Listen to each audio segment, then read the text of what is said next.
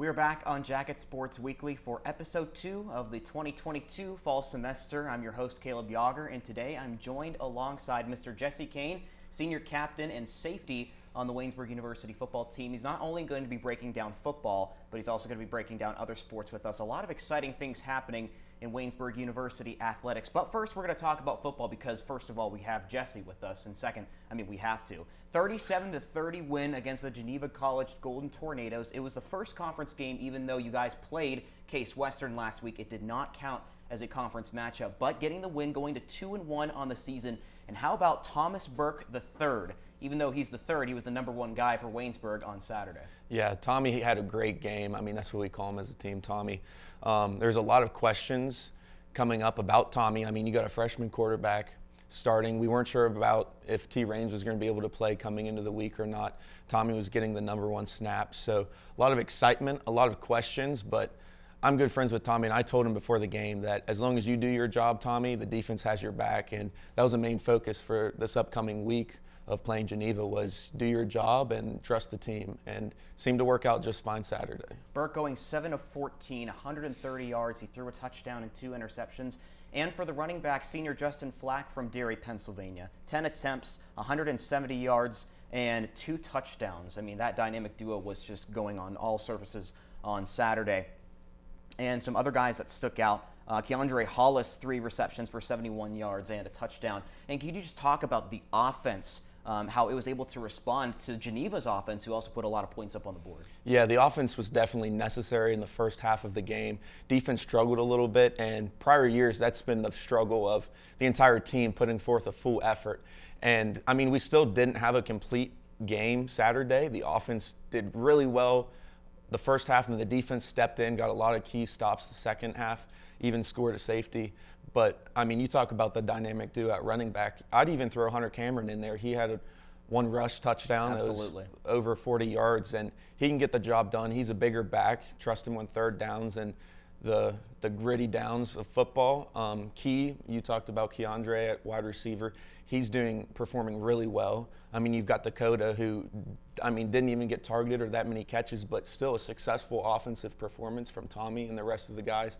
And it's just growing on the past years, and the new talent we brought in. It's very exciting time for Waynesburg sports. And coming up this Saturday, the Waynesburg University football team is taking on Allegheny College in the second conference matchup. That takes place at 2 p.m. on the road once again. Now going over to women's soccer, the team is 2-3-1 to start the season. This past week, they lost 2 games in a row, a 2-0 loss to the Pitt Greensburg Bobcats on Tuesday night. Megan Hickey for the Bobcats scored both goals. She ran all over the Yellow Jacket defense, but Baldwin Wallace came to town too in a doubleheader. The women's game was a 3-1 loss for Waynesburg. Sarah Rentler was the only one who scored, but this women's team, trying to build off of last season's, finished 8-1 in the regular season, trying to make another playoff appearance. Yeah, I think the women's soccer team, they've got a couple young players, and then it's also mixed with some of the older veterans they have, like Sarah Rentler. She scored the goal against Baldwin Wallace. But I think one of the biggest struggles they have, and this might be because they're such a young team, is getting down early, and it's tough to fight back. This is with any sport, but especially soccer. It's tough to fight back. They started down 2-0 against Baldwin Wallace, and then they did score a goal, but then Baldwin, put in the third goal and took them out. So it's really tough, especially with the young team and keeping the morale high to fight back. But I think the women's soccer has a great chance because they have some young talent that came in this season. Mm-hmm. And Baldwin Wallace, not to mention, outshot Waynesburg 32-4 in the game. Baldwin Wallace had 17 shots on goal, and Autumn Blair had to make 14 saves compared to Baldwin Wallace, who didn't have to make any saves in the game. But for the men's soccer team, similar record, but 2-3-2 with 2 draws on the season. They tied Pitt Greensburg 1-1 back on Wednesday night, and freshman Taylor McFarland got on the board with his first goal.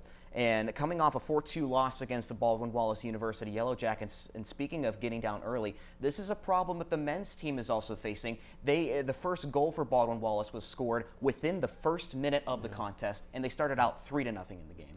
Yeah, men's soccer, again, you have some of those veteran players. They're not quite as old, but you've got Sam Hawkins, and he's been very successful. He leads the team with 3 goals in the season. He scored against Baldwin Wallace. You've got Luke Griffith with the he also had a goal against Baldwin Wallace, but you've seen him get some assists.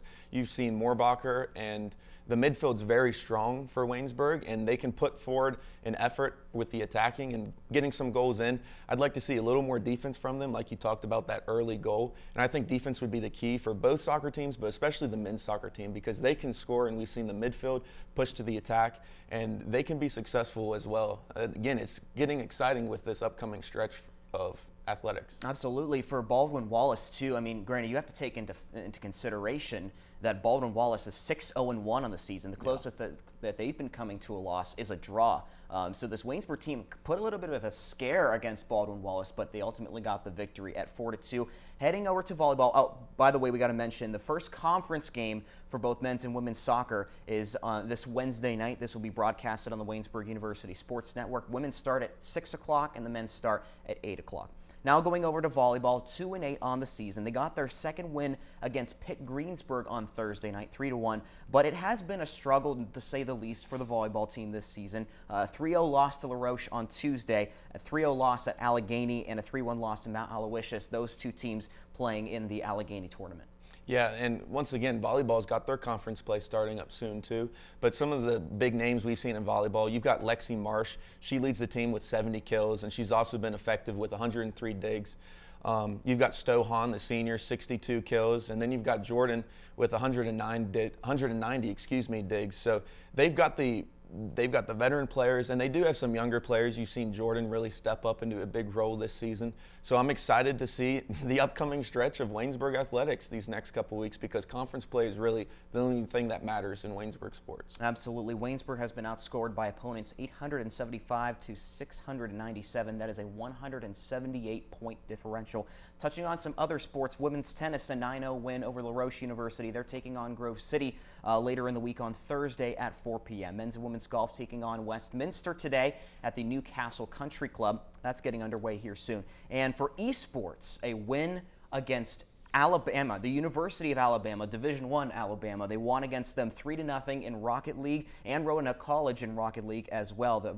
The Rocket League team for the esports program is 4-0 to start the season. And next up for esports, a League of Legends activation, which takes place on Wednesday. Well, when we come back on Jacket Sports Weekly, we already talked about football. We're going to go more into depth with football with our analyst, Logan Lepiscopo. Don't go anywhere. You're watching Jacket Sports Weekly. You're watching WCTV, where we aim to bring you the best local coverage of what you care about most. Everything from local businesses to hometown sports and the latest weather.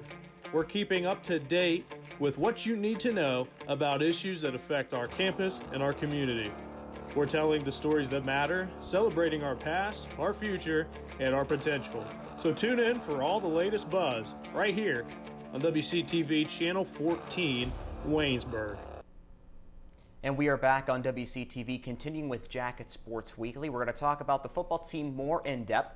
And here to talk about the team is our analyst, Logan Lepiscopo. Thank you very much for joining us. And what a game that we had this past Saturday. 37-30, Waynesburg won to go 2-1 on the season and 1-0 in conference play. That offense was absolutely electric against the Golden Tornadoes. It was, and a lot of people, once they saw that Tyler Raines was not going to be the starting quarterback, they might have had some doubts because how good the offense had been performing with him under center. But Burke came out, he did what he needed to do, and ultimately Waynesburg came out and dominated the running game. Justin Flack had a great game. Hunter Cameron with his huge run that he had.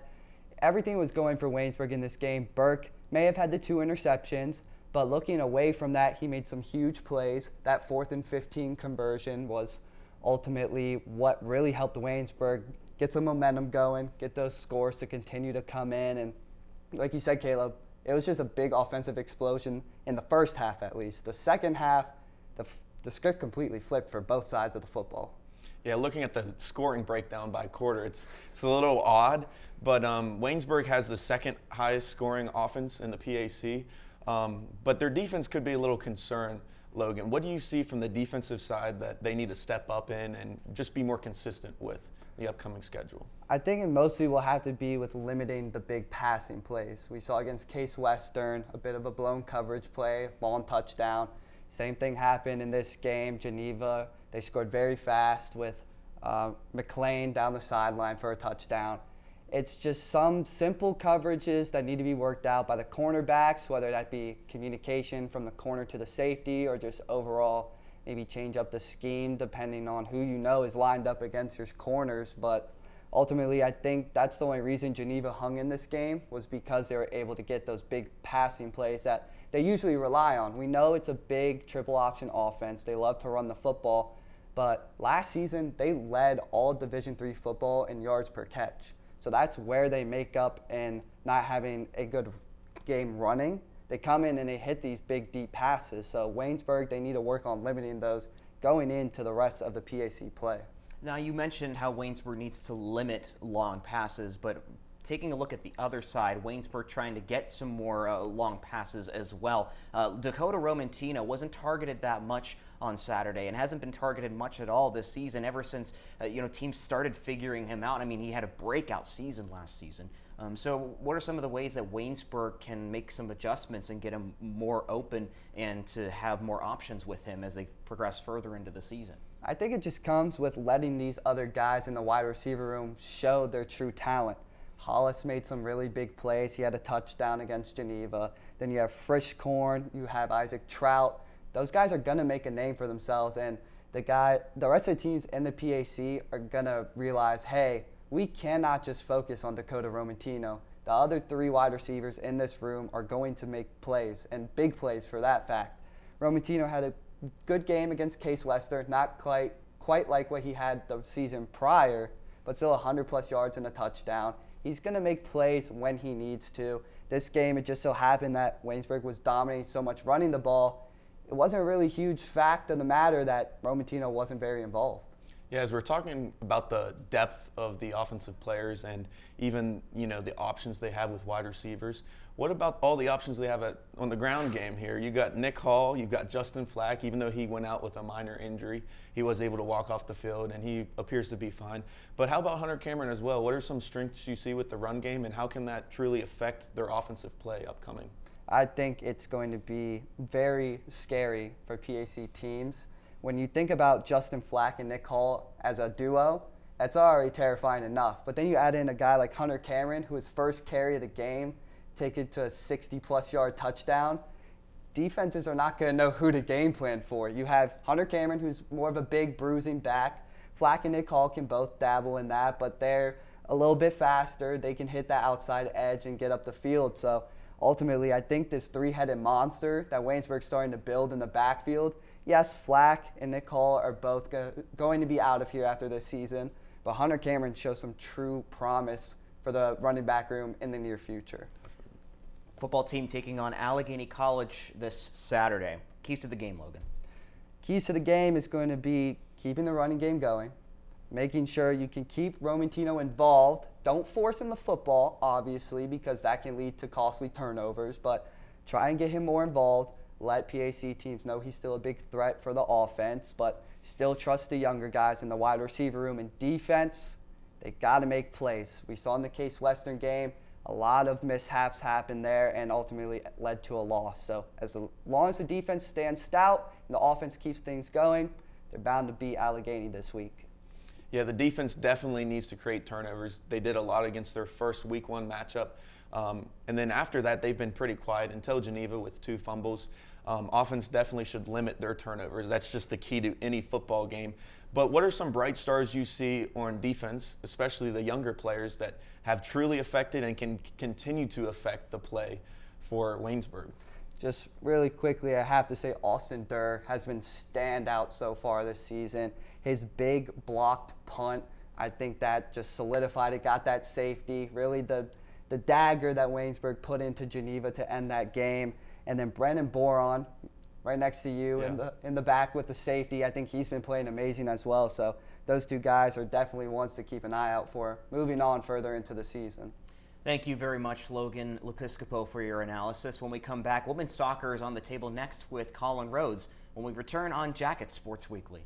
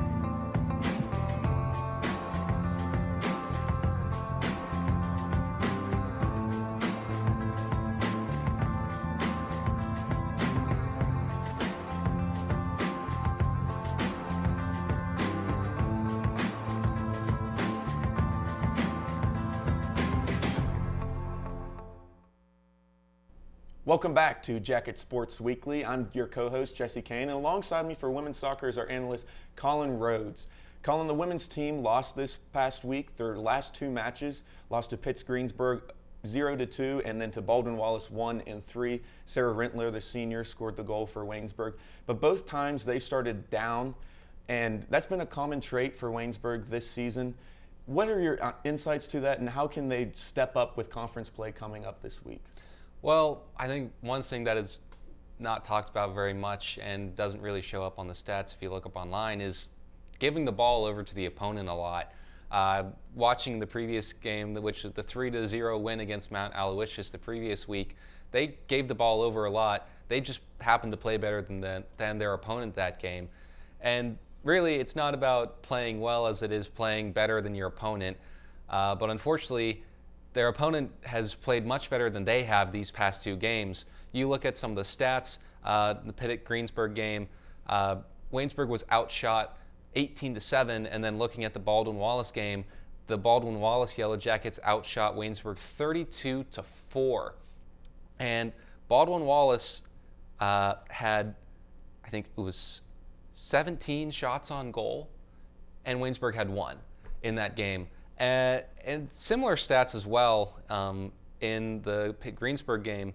In the Pitt-Greensburg game, though, it was mainly a one-woman show with Megan Hickey being the only player to score in that game. She had the 2 goals. She had 4 shots, 3 shots on goals, the 2 goals against Autumn Blair on the pitch. And then for the Baldwin-Wallace game, it was a bit more of a team effort from the BW Yellow Jackets. And Waynesburg did, in fact, get a goal in that game, but still, Sydney Rice had 2 goals for Baldwin-Wallace, 9 shots, 5 of which were on goal. And then Maddie Farrell for Baldwin-Wallace also had a goal, 7 shots, 3 of them on goal. It's definitely a case of Waynesburg's just being outshot. They need to shoot the ball more, but you can't shoot the ball more if you're giving the ball away to your opponent. I think there is a fair amount of just turnover effect on this game. And so what they need to do is just try to limit the turnovers in these games. Mm-hmm. And what are some of the ways that they can do that? I will say for the midfield for Waynesburg has been pretty solid. Sarah Rentler, the senior, coming back in her senior season, and Kate James really knows how to dribble the ball well, control the tempo of the game. So like I said, what are some of the ways that they can limit the turnovers, especially going into conference play and facing a Franciscan team that has had their number since last year? Well, simply put, you just have to make sure you're making the smart passes. It's obviously not the hardest thing to figure out, but sometimes when you're on that pitch, it's a lot quicker on the pitch than what you're seeing on the stands. You might not realize, oh, there's a player right behind me to my left or to my right. So you need to make sure you're making those smart passes that aren't getting too far ahead, too far in front of your teammate as they're trying to advance forward. And then also just make sure you're taking good shots.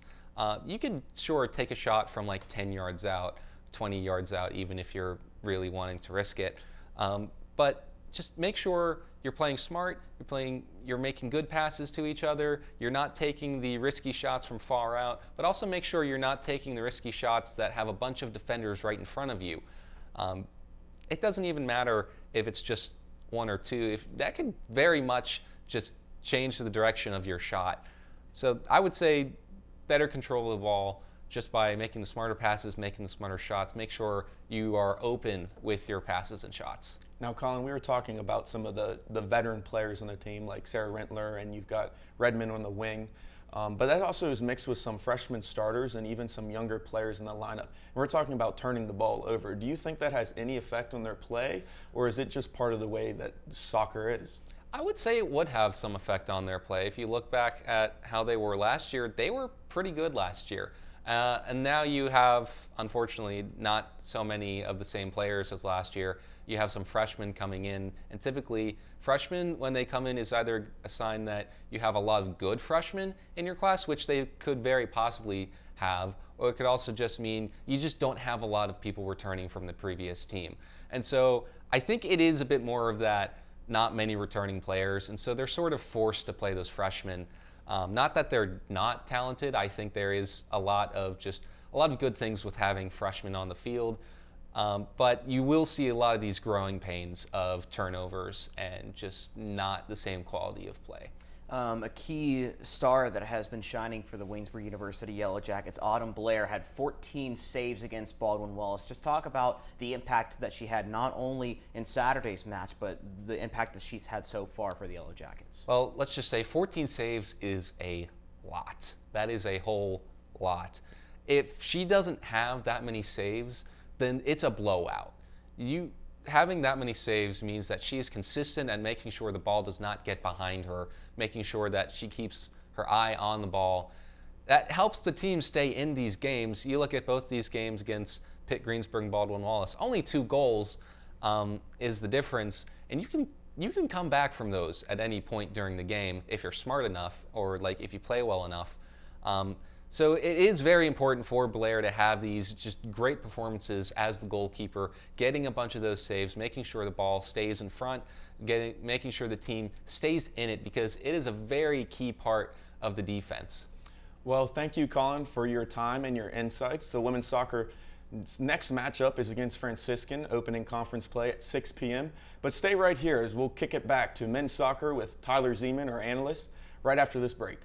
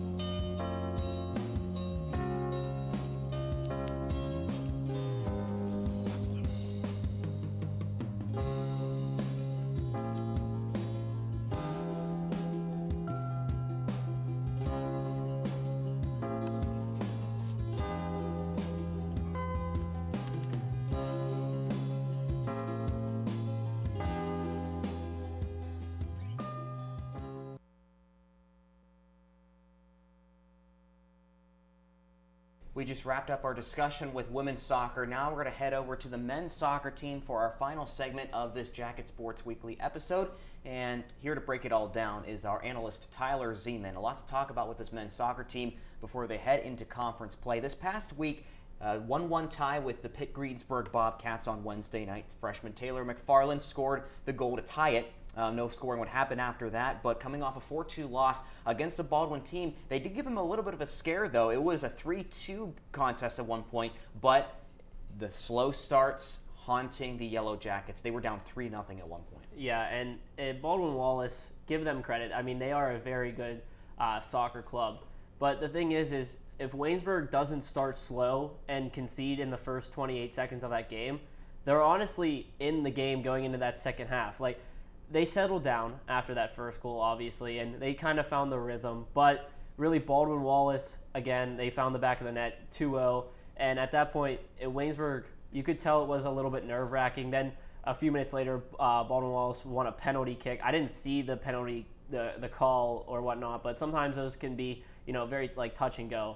And so it could have been an unlucky call for the Yellow Jackets. Nothing really they can do there, and they find themselves down 3-0. But, really, it's what happened in that second half. After halftime, they came out of the gates. They were able to find a goal, and then obviously Sam Hawkins, who is the only senior on this team, he was able to find the net himself, and he's been off to a pretty fast start this season. So really, it's just if they can come out of the pregame warm-ups and they can find that energy and find the confidence to go at teams early, I think the result against Baldwin-Wallace is very avoidable because they did have them on the ropes. Like you said, Caleb, it was a 3-2 game at one point, and they were looking for that tying goal to go 3-3, but they just couldn't find it. And really, it was just Baldwin-Wallace able to weather that storm, and I think that just comes from experience too as well. So you talked about Sam Hawkins scoring the 78th minute. That's his third goal in the season. He leads the team. But let's talk about the assist, because Alex White, even though he didn't assist that game, he leads the team with 3 assists, and he's actually ranked second in the conference. And the assist is truly how you get the ball in scoring position. So talk a little bit about Alex and even other stars that you can see on the men's team that really need to step it up in the upcoming weeks. Yeah, well, I think Alex White is one of those guys that you talk about people stepping up. I think Alex White was one of those guys coming into the season that, they were looking for some production out of him, and obviously with the assists that he's been tallying up early in the season. Waynesburg, when they have been able to score this season, they've put together some very nice moves, moving the ball. It's just all about really settling in, and I mean, Alex White has just been able to be that guy that has had the ball on his feet, able to find the eventual goal scorer. But Waynesburg, they can play very good soccer. When they're able to possess the ball, kind of slow everything down, they can pick apart teams' defenses. It's just the fact that whenever they go down so early in the game, and then you kind of have to deviate from your game. You got to play a little bit more forward. You got to be a little bit more aggressive going forward at the opponent's goal. It's just tough. But when they're even in games and they have the rhythm going, they can break down teams' defenses. It's just a fact of, like we said, just the starts. They just need to be able to start faster, find their rhythm, find their game.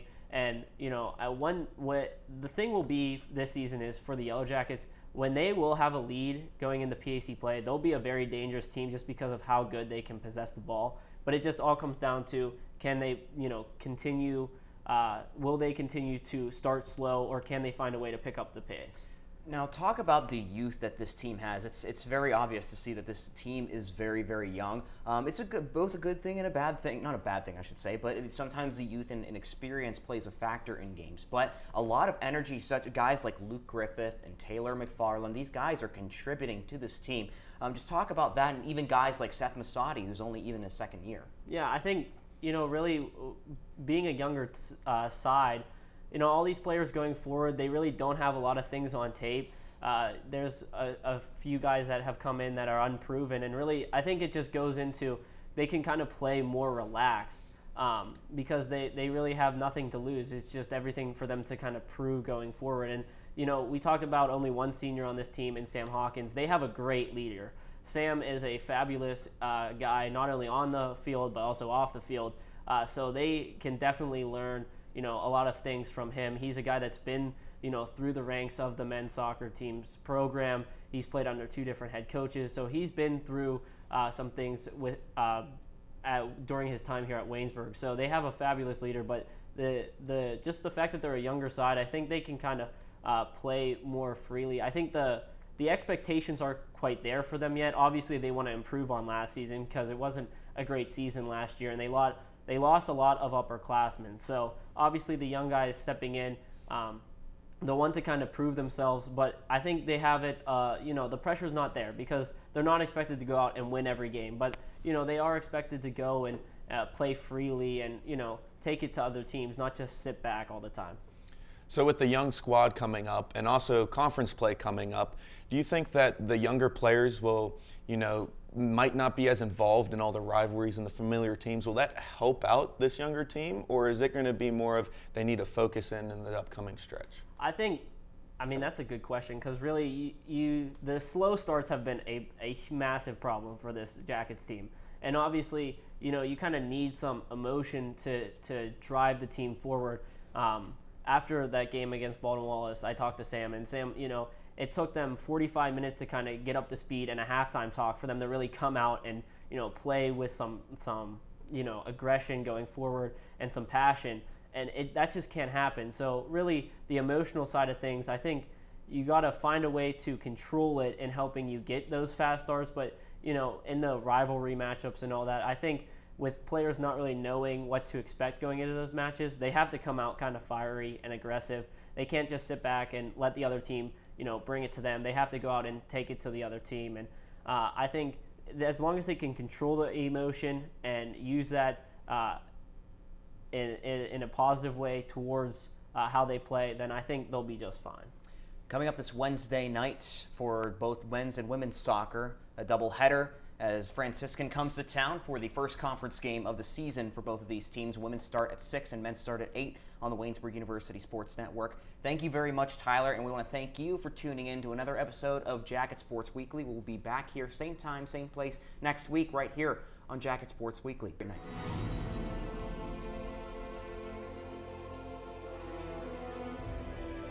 This has been a production of Waynesburg Community Television.